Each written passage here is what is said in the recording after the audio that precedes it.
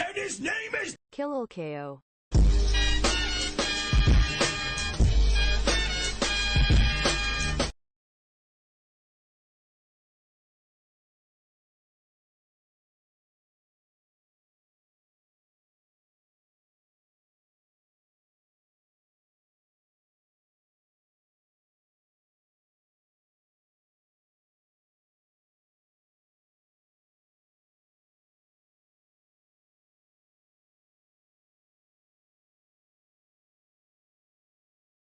From Sonoma, California, Sonoma Raceway, and 5 races remain, including this one, before the playoffs begin. So every race so important. You see those drivers highlighted in yellow have already recorded a win this season and secured a spot in the playoffs. Only 10 make it.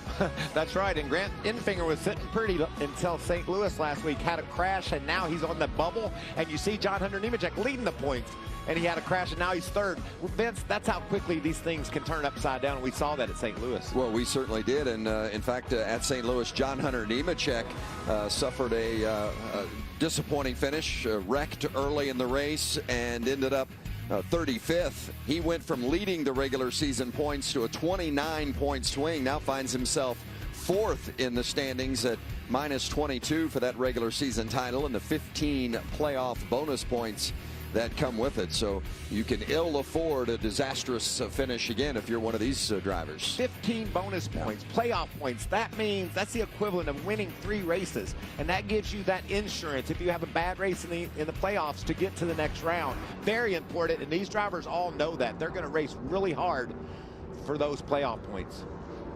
There's John Hunter Nemechek. You see starting 7th, and that one road course win on his resume. It's John Hunter's birthday today, celebrating his 25th. Well, what a nice gift that would be for him if he could sip from the goblet at the end of the day. The winner sips from the champion's goblet, and it'd be a nice little toast for John Hunter if he could do that on his birthday. Well, it was Heim time in St. Louis last week with Corey Heim winning, and out to Sonoma today, Knoxville, and then Nashville prior to the playoffs beginning. Pocono, the final race of the regular season. That plane's getting tired, Vince. There goes Carson heading toward the back. Josh, what are they saying down there? How long is this kid going to be able to tough it out with that bad wheel?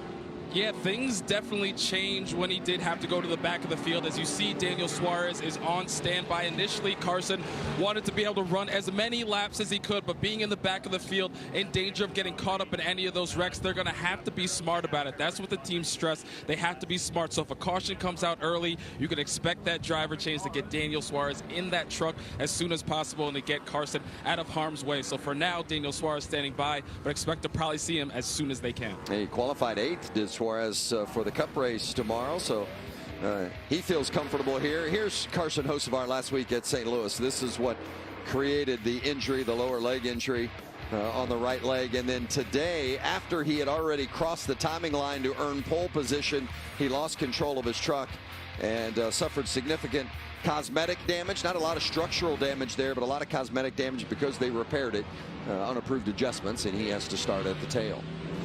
Definitely going to be one of the more challenging aspects in the races for his part of this day, but I think he's up for it. I think he's going to do a solid job here. I think we're going to be able to make this pass to Suarez, and I think Suarez will be a bit of a factor at the end of this if we get the right cautions at the right time. Five-time Daytona Rolex winner, the 24-hour race. What is the key to getting a great start as we look at our race analysis brought to us by Camping World on the screen there?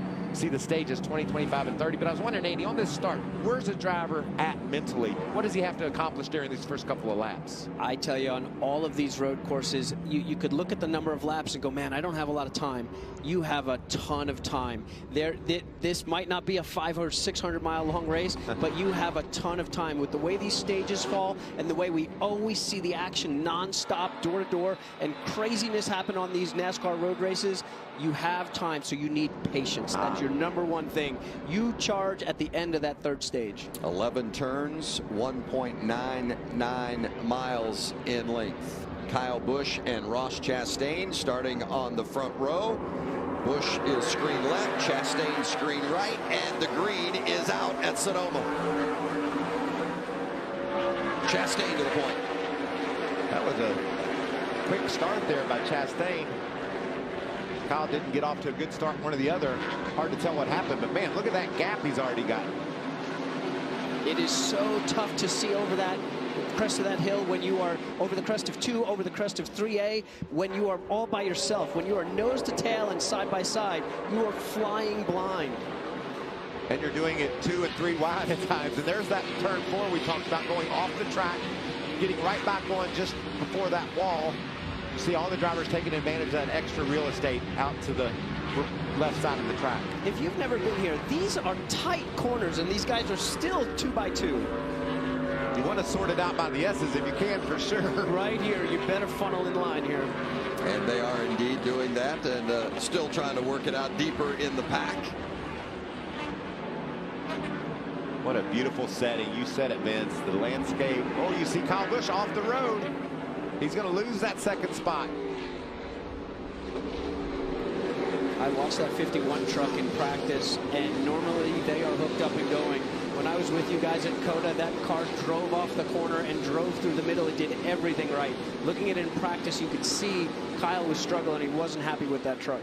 Sporting the Yahoo colors today, and the purple machine. A little different look for Kyle in the 51.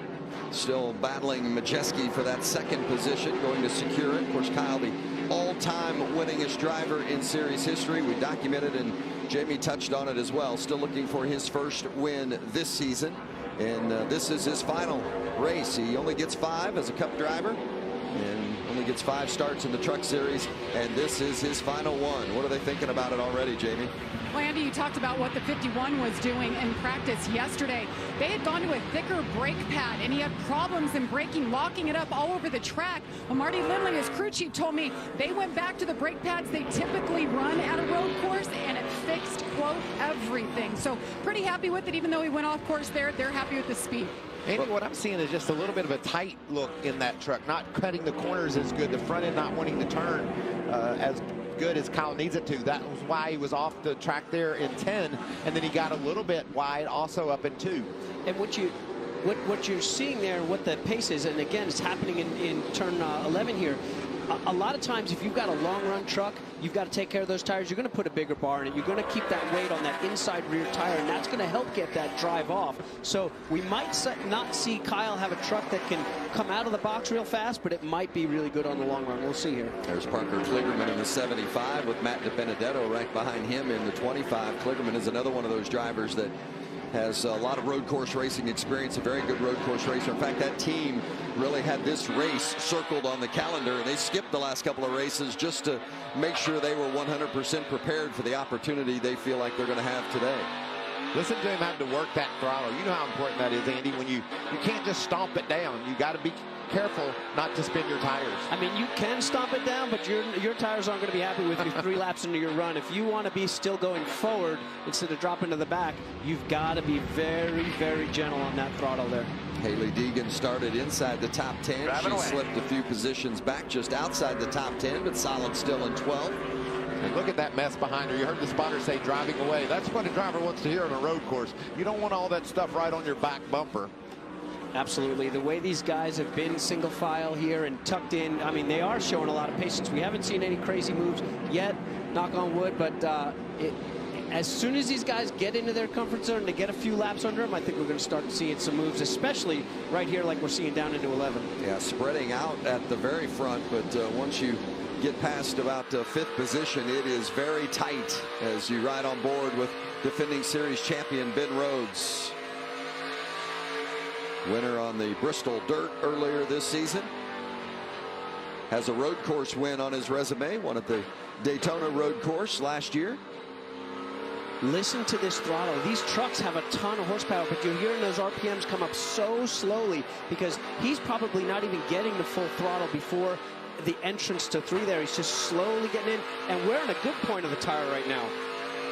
Another 5-10 laps, that's going to even be a slower progress out there. You're going to hear those revs pick up as guys start to spin the tires, get a little impatient with their pace, and want to go forward. Tyler Ankrum and Alex Bowman. Ankrum 16, Bowman in the 7. Bowman making his second Truck Series start of the season. Part of the Spire Motorsports effort. He almost won his last start. That was at Coda. Was right there at the end and ended up getting collected. He's heating Ankrum up right now a lot faster, I think. If he can just get a dive bomb here into 11, he'll get that spot away and drive away. Good call there, Mikey, and this is the spot to make that move. Put those right fronts right on that paint, hold it a little longer, and you're going to get a good straight shot off this turn 11 here on your run to the start-finish line. I think if we can see Bowman in the 7 clear the 16 here, he'll be in good shape to go forward. Yeah, he's got the preferred line as they head up the hill, that hard right-hander at the top. See if he can take advantage of that inside road and get around Ankrum. He does just that. He did not want to give that position up here. 16 is pushing hard. He made a great pickup in qualifying, Ankrum did, and is starting this race very strong. Yeah, Tyler Ankrum, good road course racer, top 10 in 5 of 6 starts in the Truck Series on the road course. But right now he's got just a windshield full of that 7 truck at Alex Bowman, Jamie. And 4th right now. The only other Truck Series race he ran this year was at the other road course at Circuit of the Americas and almost won it in overtime. I talked